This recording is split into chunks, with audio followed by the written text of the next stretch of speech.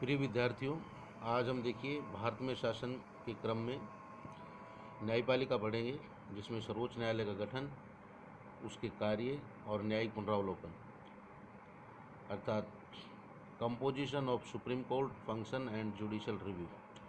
न्यायिक पुनरावलोकन को अंग्रेजी में जुडिशियल रिव्यू बोलते हैं, ध्यान रहे। कई बार अंग्रेजी वर्जन पूछ लिया जाता है जुडिशियल रिव्यू क्या होता है, तो देखिए ध्यान रहे इस बात का। तो सबसे पहले हम पढ़ेंगे सर्वोच्च न्यायालय, सुप्रीम कोर्ट। सुप्रीम कोर्ट को पढ़ने से पहले थोड़ा सा न्यायपालिका के बारे में जानकारी प्राप्त करते हैं। देखिए, भारत में संघात्मक व्यवस्था होने के बावजूद भी संविधान ने न्यायालयों की दोहरी प्रणाली नहीं रखी है। इस बात को समझिए, भारत में संघात्मक व्यवस्था है। और देखिए, संघात्मक व्यवस्था जिन देशों में होती है, फेडरल सिस्टम, वहाँ पर जो न्यायपालिका होती है वो दो तरह की होती है, दोहरी न्याय प्रणाली होती है। एक संघीय स्तर पर और एक प्रांतीय स्तर पर, यानी कि स्टेट लेवल पर। इसका सबसे अच्छा उदाहरण है अमेरिका। लेकिन अमेरिका में भी संघात्मक व्यवस्था है, भारत में भी संघात्मक व्यवस्था है, लेकिन इस तरीके की न्यायिक प्रणाली को भारत ने नहीं अपनाया, यानी कि दोहरी न्यायिक प्रणाली को भारत ने नहीं अपनाया, संघात्मक व्यवस्था होने के बावजूद। भारत में न्याय की एक ही प्रणाली है, जिसे एकीकृत न्यायिक प्रणाली बोलते हैं, इंटीग्रेटेड जुडिशियल सिस्टम। इसको देखिए ऐसे समझ सकते हैं, सबसे ऊपर जो न्यायिक संस्था रहेगी वो रहेगा सर्वोच्च न्यायालय, सुप्रीम कोर्ट। उसके नीचे उच्च न्यायालय, हाई कोर्ट्स, जो विभिन्न राज्यों में रहेंगे। उच्च न्यायालयों के अधीन जो न्यायालय होते हैं, उच्च न्यायालयों के अधीन जो न्यायालय होते हैं उनको अधीनस्थ न्यायालय बोलते हैं। ध्यान रहे, सब ऑर्डिनेट कोर्ट्स, ये जिला स्तर, खंड स्तर पर होते हैं। ये सारे प्रावधान देखिए अनुच्छेद 233 से 237 तक है। अब देखिए, व्यक्ति के जो अधिकार होते हैं उनकी रक्षा के लिए न्यायपालिका का होना बहुत ही आवश्यक है। बगैर न्यायपालिका के व्यक्ति के अधिकार सुरक्षित रहना बड़ा ही मुश्किल है। यानी कि व्यक्ति के अधिकारों की यदि रक्षा कोई भी संस्था करती है तो वो न्यायपालिका करती है। ध्यान रहे, जैसे अगर आपसे सवाल भी पूछ लिया जाए कि व्यक्ति के अधिकारों की रक्षा कौन सी संस्था करती है, तो न्यायपालिका। न्यायपालिका कानून के शासन के सिद्धांत, यहाँ पर ध्यान दें इसको, कानून के शासन के सिद्धांत के आधार पर कार्य करती है। यानी कि न्यायपालिका का जो काम करने का आधार रहेगा वो आधार रहेगा कानून के शासन का सिद्धांत। यानी कि कानून से बाहर काम न्यायपालिका नहीं करेगी। का जो कानून है उन कानूनों को इम्प्लीमेंट करना, उनकी पालना करवाना, ये काम न्यायपालिका करेगा। इसी आधार पर न्यायपालिका काम करती है। इसका अर्थ ये भी होता है कि अमीर, गरीब, स्त्री, पुरुष सभी पर समान कानून लागू हो। कानून के शासन के सिद्धांत का मतलब क्या हुआ कि अमीर हो, चाहे वो गरीब हो, चाहे पुरुष हो, चाहे स्त्री हो, सभी पर समान कानून लागू होंगे। या आपसे ये भी सवाल पूछा जा सकता है कि कानून के शासन का सिद्धांत क्या है, तो आप ये लाइन लिखेंगे। यानी कि कानून के शासन का सिद्धांत का मतलब ये होता है कि चाहे अमीर हो, गरीब हो, स्त्री पुरुष हो, कोई भी वर्ग से संबंधित हो, किसी भी कैटेगरी से हो, सब पर समान कानून लागू होंगे। न्यायपालिका संविधान या कानून की रक्षा और लोकतंत्र की रक्षा करती है। यहाँ पर ध्यान दें, न्यायपालिका क्या किस किस की रक्षा कर रही है? संविधान की रक्षक न्यायपालिका, कानून की रक्षक न्यायपालिका और लोकतंत्र की रक्षक न्यायपालिका।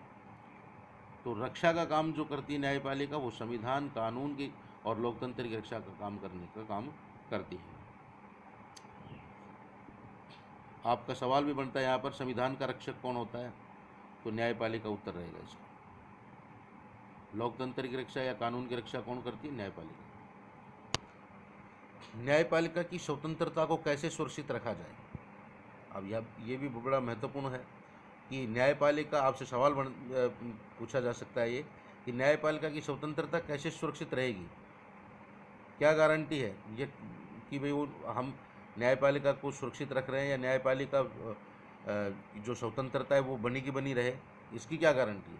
इसके लिए देखिए सब कुछ प्रावधान किए गए हैं, यह करने चाहिए।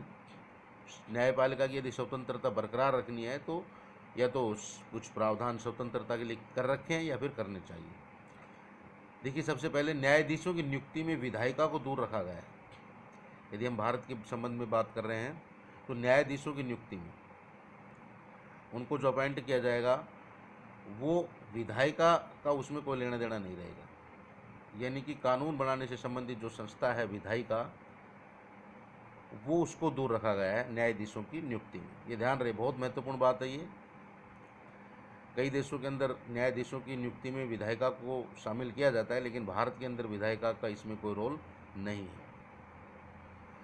आप इसको कहेंगे साहब न्यायाधीशों की नियुक्ति कौन करता है फिर इसमें?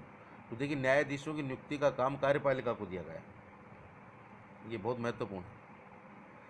न्यायाधीशों का कार्यकाल निश्चित होता है, यानी कि कार्यकाल से पहले उनको नहीं हटाया जा सकता।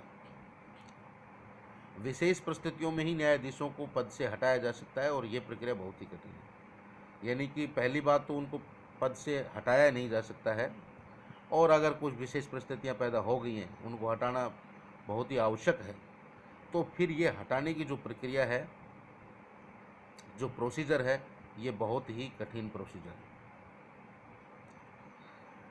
अब देखिए इसके बाद और क्या व्यवस्था की गई है इसको सुरक्षित रखने की।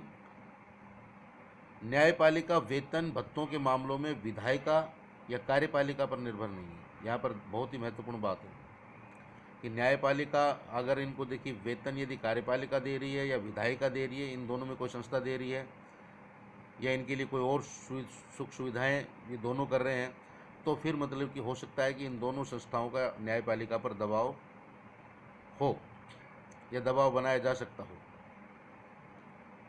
लेकिन यहाँ पर देखिए इनके वेतन से संबंधित मामलों में विधायिका या कार्यपालिका का कोई रोल नहीं है, कोई भूमिका नहीं है।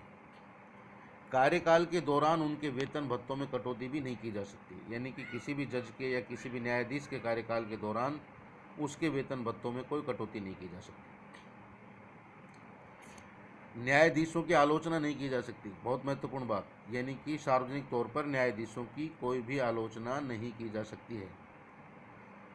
न्यायालय की अवमानना का दोषी होने पर, यानी कि यदि किसी ने न्यायपालिका की अवमानना की है या इस प्रकार का दोषी पाया जाता है कोई भी व्यक्ति, तो उसे दंडित किया जा सकता है न्यायालय के द्वारा, ये ध्यान रहे। अगला प्रावधान क्या कर रखा है? महाभियोग प्रस्ताव लाते समय ही न्यायाधीशों के आचरण पर संसद में चर्चा हो सकती है। यानी कि संसद में भी जो न्यायाधीश हैं उनके आचरण पर चर्चा नहीं की जा सकती। ये महत्वपूर्ण बात है। चर्चा ही कब कर सकते हैं न्यायाधीशों के आचरण पर? जब उनको हटाने से संबंधित महाभियोग प्रस्ताव संसद में लाया जाता है। इससे पहले उनके विरुद्ध इस प्रकार की कोई आचरण से संबंधित मानहानि या उनकी बुराई या उनकी आलोचना जो भी है वो नहीं किया जा सकता है। केवल कब किया जा सकता है? महाभियोग प्रस्ताव लाते समय। धन्यवाद। अगला वीडियो जल्द अपलोड कर रहा हूँ।